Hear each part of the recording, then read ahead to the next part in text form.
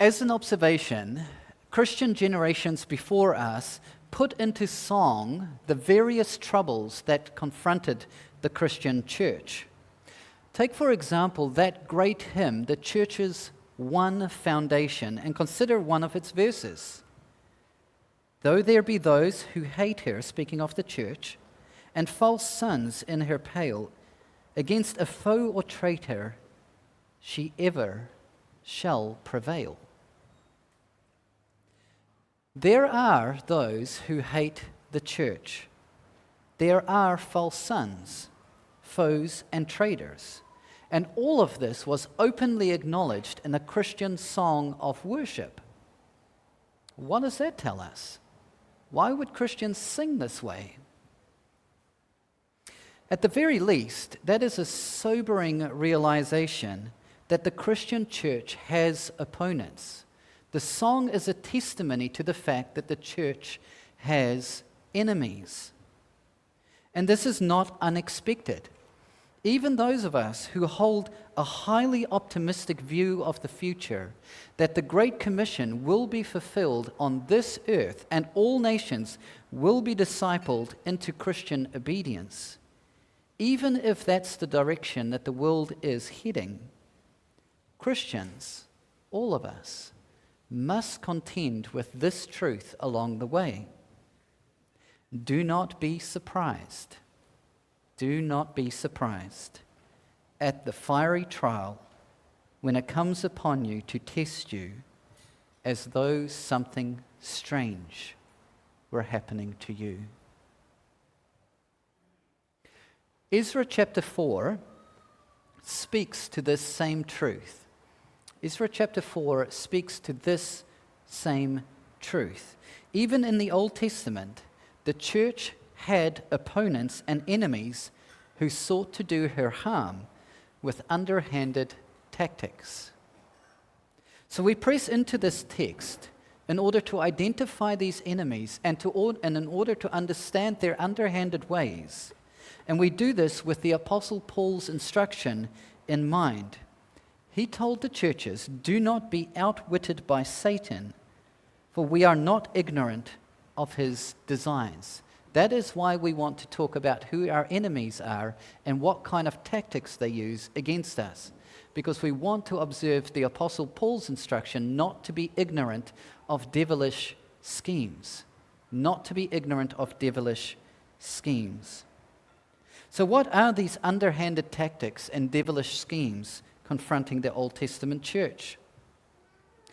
Opponents and enemies of the church employ three highly predictable methods. Firstly, enemies and opponents go after leaders. Secondly, they go after God's people. And thirdly, they leverage governmental power to hinder the church from her mission. This is a well-trodden path of opponents of the Christian church. These three things show up routinely throughout history. You can bank on them. Let me begin by saying that though Satan is not doing this directly, or often is not doing this directly, we are not out of bounds to say that those who are outside of Christ, or those who are ignorant of Satan's schemes, often find themselves as unwitting instruments of opposition to God's people, the church. And first among these devilish schemes used against the church is opponents getting in bed with leaders, disguised as allies. Opponents get in bed with leaders disguised as allies. In order for this to work, in order for that kind of entrapment to work, opponents have to show up with a genuinely appealing offer of support. This same devilish scheme and tactic was plainly obvious when Satan offered his support to Jesus in the wilderness. Satan, the opponent of Christ, offered his support to Christ in the wilderness. Jesus was on his mission to reclaim the nations through obedience to God when Satan came knocking with an offer of support. Taking Jesus to a very high mountain, he showed him all the kingdoms of the world and their glory. And he said to Jesus, all these I will give you, all these I will give you, if you fall down and worship me. The offer was genuinely appealing, producing an enormous result in a very short space of time. But this was all a ruse. This was a scheme. This was a tactic to dislodge Jesus, the leader of God's people, from accomplishing his perfect obedience to God. So for the moment, my point is only this. Opposition come to leaders from bad actors, people disinterested in true obedience to God, who disguise their true intention with genuinely appealing offers of support. They want to get in bed with leaders, but they are not true allies. We see this in verses 1 through to 2, and we see how predictable this tactic has been in history. Now, when the adversaries of Judah and Benjamin heard that the returned exiles were building a temple to the Lord, the God of Israel, they approached Zerubbabel and the heads of fathers' houses and said to them, let us build with you. Let us build with you, for we worship your God as you do. Look, in the passage, we're not told what these opponents' end game would be if they got their shot at it. We're not told what they wanted as an end goal, but we can be absolutely sure that they were opponents of the Old Testament church. They were adversaries, the text says. They were adversaries of Judah and Benjamin, up to no good against the people of God. And what gives them away? How do we know? How do we know that these guys are adversaries and opponents and up to no good? What would have raised the suspicion among leaders to turn away their offer of support so strongly and so decisively? The opponents, if you notice, the adversaries of the church, greased the wheels with a genuinely appealing offer of support. They show up with a genuinely appealing offer of support. They come with winsome words. They say, let us build with you because we worship your God as you do. Now, attentive leaders don't only listen to what is said, they actually listen to what is not being said. Attentive leaders will listen to what is not being said. And they claim to be allied worshippers of God in a very generic and uncommitted sense. They would not declare whom they actually would worship. It was very generic. Notice they possess no personal sense or affinity with God. It is all very generic. I worship your God. He is not my God. There's no personal sense of worship in this. And this is no small detail, but it does catch the attention of an attentive leader. In this case, generic talk of God worship was a dead giveaway that these bad actors were trying to pull the wool over the eyes of the leaders.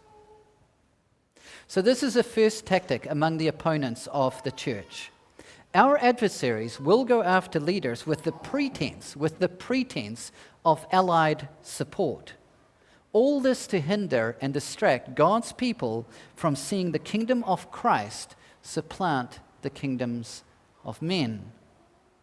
So that's our first note, our first point here, that a tactic brought against the church is to go after leadership. The second tactic, should the first tactic fail, and it did, that first tactic did fail according to verse 3, the second option is to go after God's people by demoralizing them or weakening their resolve. We also see something of this in the life of Jesus. When opponents try to demoralize, try to demotivate, try to weaken followers of Jesus, they did not successfully weaken and demoralize Peter ultimately, but they did successfully weaken and demoralize Judas. If you can't get to the leader, you go after the people. In this text then, the tactic shows up in verses 4 through to 5. Then the people of the land discouraged the people of Judah and made them afraid to build, and bribed counselors against them to frustrate their purpose all the days of Cyrus, king of Persia, even until the reign of Darius, the king of Persia. So here you have God's people in Jerusalem, and they are laser focused on their purpose and mission. They were in Jerusalem to build their temple and to worship God there. That is why they have been returned from exile. But not everyone in the region seems so agreeable to this mission. The disagreeable types, the disagreeable people, are identified as the people of the land. And these are presumably inhabitants who lived in the region before the Jewish exiles returned. And though we don't know exactly why they were so disagreeable to the rebuilding of the Jewish temple, it may stem, their disinterest, their disagreeableness to this building project, to this mission of God's people, may stem from their own religious interests. According to the history books, these inhabitants were transplants into the region by a matter of policy. They were there as a matter of policy. A conquering nation would remove one people group and then replace them with another. As a result, these transplanted people learned to fear the Lord, but also served their own gods. They came into the region with all their own background noise and all their own affiliations in terms of the religious world, after the manner of the nations from among whom they had been carried away. It appears that these transplanted inhabitants were reasonably comfortable with the returning exiles worshipping the Lord, but they certainly weren't all that comfortable with the exclusive worship of the Lord, which a rebuilt temple implied, that there is one true religion in the land. They weren't comfortable with that idea at all, it would seem. And that would explain their opposition. They wanted to keep the door wide open for multiple religious practices, including their own. In modern times, if you were to think, what would this look like today? We would call this an effort to keep the door wide open for religious pluralism. Essentially, a belief that all religions are equally right and equally wrong in their own ways. This rubs right up against the kind of religious exclusivism of Christian faith, where we learn and are taught there is salvation in no one else but Christ, for there is no other name under heaven given among men by which we must be saved. In any case, be that as it may, so maybe they didn't want to see the temple built because it would mean a catastrophe for their religious pluralism. Be that as it may, these adversarial opponents revealed their true colors. They were enemies.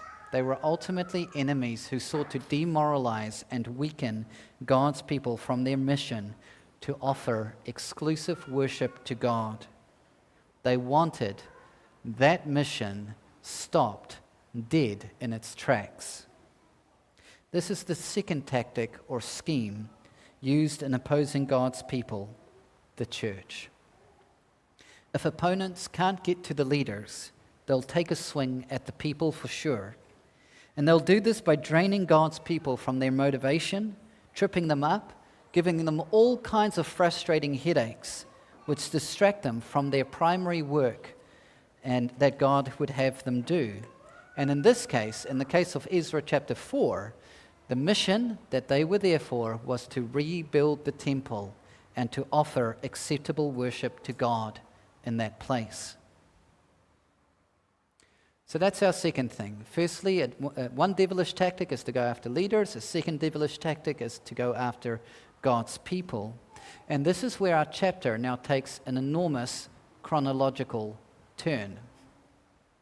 Let me explain. Should these opponents fail in their attempts to take down leaders and the people of the church, there is one other tried and true method of disrupting the church. Tried and true. And that is to leverage governmental power to do the dirty work. You leverage your government to do the dirty work. It is tried and true. And it works very, very well when it's deployed successfully. It certainly was the tactic that was successfully employed against Jesus, wasn't it? When his opponents leveraged the government of that day, Pontius Pilate, in order to have Jesus crucified. Jesus' opponents leveraged the government in order to have him crucified. To make this point, our passage tells us that the people of the land discouraged the people of Judah. And one of the ways they did this was by bribing counselors against them to frustrate their purpose.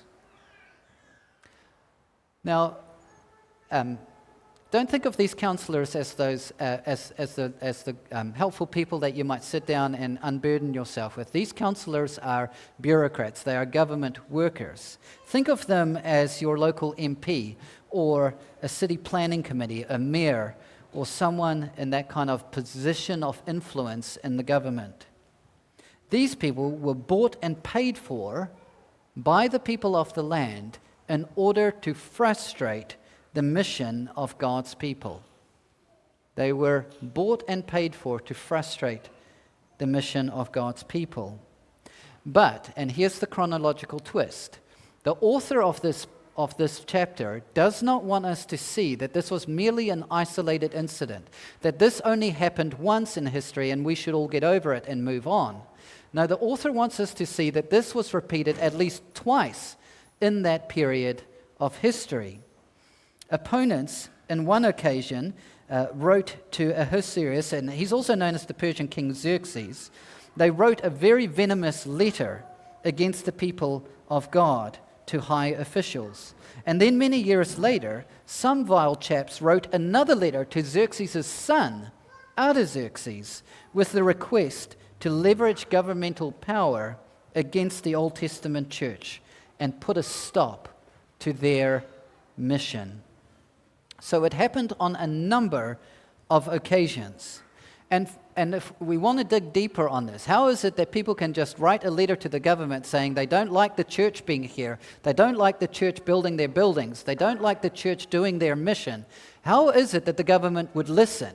What kind of things do you have to tell the government to get the government to pay attention? How would you write that kind of letter against the church? Fortunately, we know. We don't have to guess at it at this point. We do know what it takes to write that kind of letter. There is a lengthy quote here in Ezra chapter 4, what this letter contained, and in it we'll quickly see how opponents leverage the governmental power against the people of God and to stop her from doing her mission. Firstly, according to verses 9 through to 10, to leverage governmental power against God's people, adversaries and opponents assert a massively overinflated supporter base. They write and they say, look, everyone thinks the way I do. A massively overinflated supporter base. They claim to be speaking for the majority. For example, the adversaries of God, mainly this chap Raham and his deputy Shimshai, claim to represent the judges, the governors, the officials, the Persians, the men of Erech, the Babylonians, the men of Susa, that is the Elamites, and the rest of the nations. Deported and settled in the cities of Samaria and the rest of the province beyond the river. Look, if you're reading your Bible, you might try and rush over that as a tiresome detail, but it actually tells us an awful lot. That this handful of officials wrote as though their contention with the Jews rebuilding their temple in Jerusalem was a shared concern as far as the eye could see.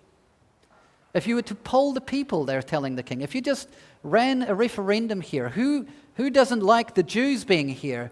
They're saying everyone would agree. No one likes them. Everyone wants them gone. They are saying that they are writing a majority view and therefore compelling the government to take notice. Also, according to verse 13, opponents manipulate the truth through the use of logical fallacies.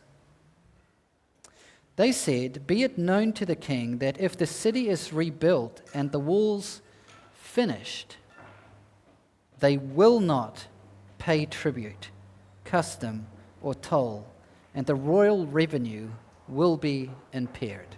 Nothing gets the government's attention as fast as telling them that their treasury is empty. Here's the problem with a claim like this. We don't know if this is what the Jews were going to do.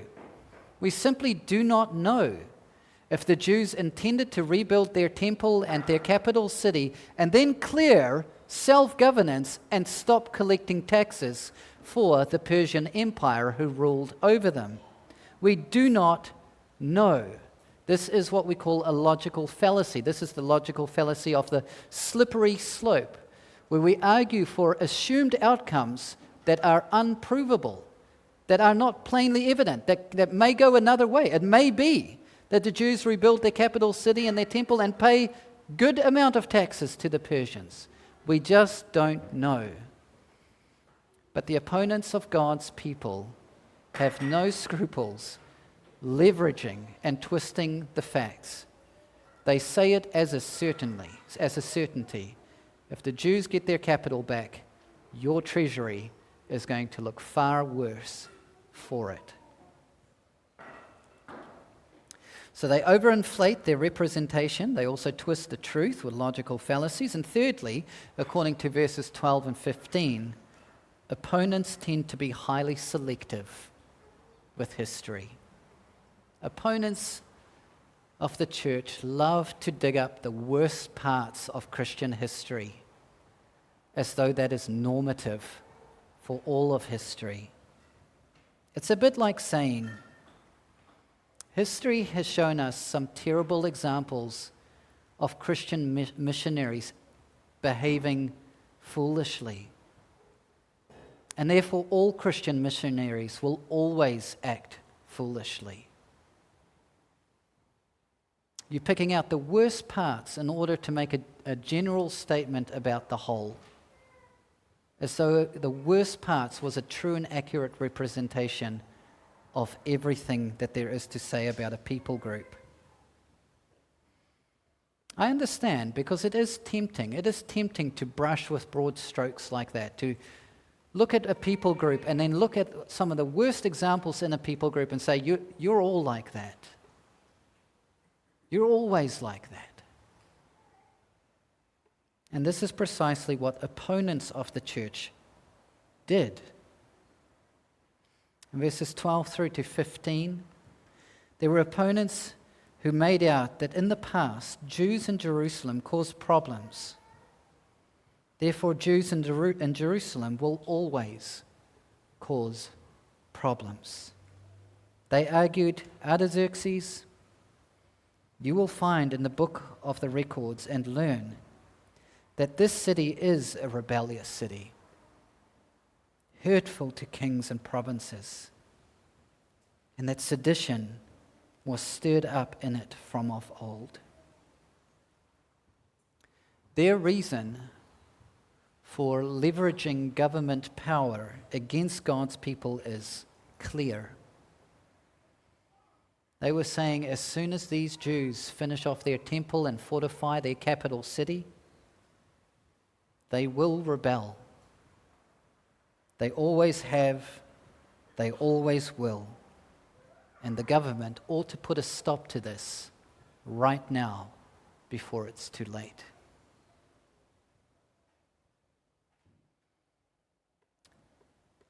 Fourthly, according to verse 16, the opponents of God's people are often successful at leveraging government power because they also appeal to the government's pride. Take a look at verse 16 with me. We make it known to the king that if this city is rebuilt and its walls finished, you will then have no possession in the province beyond the river. Again, it's such a ridiculous claim. In the scheme of things, Jerusalem is a blip on the map. It's basically a pit stop for the great empires to walk through as they're busy fighting far bigger battles elsewhere. But it's an effective claim because it appeals to the pride of Artaxerxes. In a nutshell, opponents claim that everything west of the Euphrates, and I invite you to go look at Google Maps or something when you get home, look up where the river Euphrates is, and then just go everything west from there and compare it in relation to Jerusalem. They're saying everything west of the Euphrates, that's nearly half of Artaxerxes' empire, would be lost to Jewish interests, inflicting a serious blow to Artaxerxes' pride if the government's power isn't leveraged against God's people right away. They will do irreparable harm to you, Artaxerxes, if you don't come and put a stop to all of this right now. So watch out for these devilish tactics. Opponents of the church claim exaggerated support. They use logical fallacies in their arguments. They present selective readings of history and appeal to the pride of those in power. When these tactics are employed well, they can be a highly effective way at leveraging the government's power against the people of God. And verse 21 shows us just how effective these opponents were at getting the government to step in. Artaxerxes supported a decree that these men be made to cease and that this city be not rebuilt until further notice. So the question is, what are we to take away from all of this? What do we take away from all this? I really do want to impress upon all of us this lesson. God's people have real enemies in the world. This is the big lesson of Ezra chapter 4. God's people do have real opponents, real enemies in this world. And those enemies mean business. But we need not be blindsided by their tactics.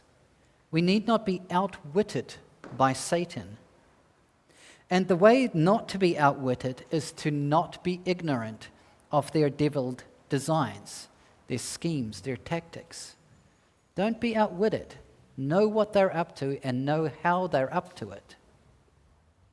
The text shows us some of their oppositional tactics.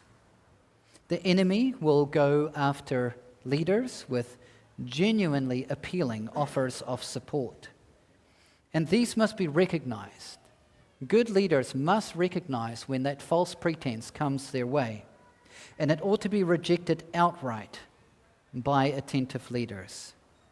Pray that your leaders might do so with courage. Failing this, the enemy will move on to God's people, demotivating and demoralizing them from their mission of making God known and loved among the nations. This can happen through direct intimidation against you. It can also happen through indirect manipulation. Stand strong. Stand strong, church.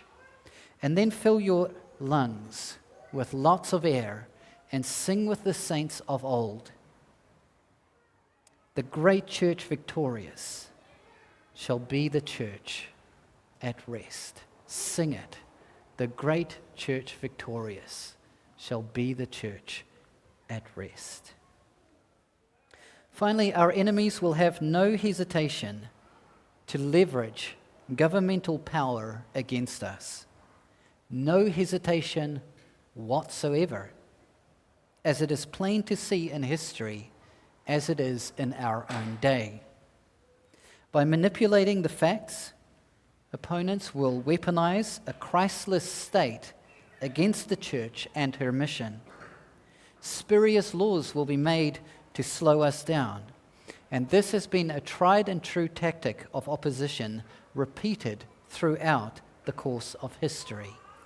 Be wise to it. Know what's going on when it's going on. This said, don't be afraid. Don't be afraid to recognize the opposition when it comes your way. Do not act surprised as though something strange were happening to you. You had been forewarned in your scriptures that these things do, in fact, happen. Right, and then remember that these are part of a much larger devil's scheme against God's people throughout time. These oppositions may be effective in the short term, but God will have the last laugh. For certain, for absolute certain. And God has already determined the ending of this story. God has already determined what will become of all of this opposition against his people.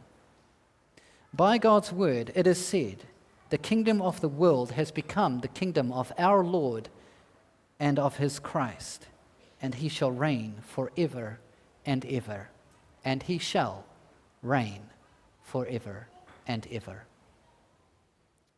Let's say a prayer.